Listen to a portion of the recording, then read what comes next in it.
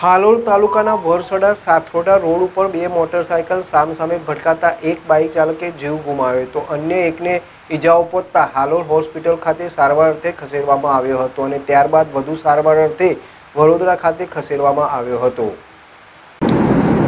વરસડાના ગઢ મંગળા ગામનો વિરાજ અરવિંદસિંહ રાઠોડ તેનું મોટરસાયકલ લઈ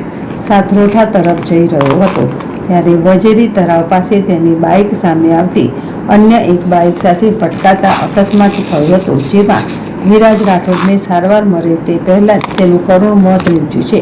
જ્યારે મૂળ વડોદરાના દશરથના રહેવાસી અને હાલ છોટાઉદેપુર જિલ્લાના બોડેલી ખાતે રહેતા સુનિલ સનાભાઈ રાવળ કે જે માલાવ ખાતેથી મોટરસાયકલ પરત ઘરે જઈ રહ્યો હતો,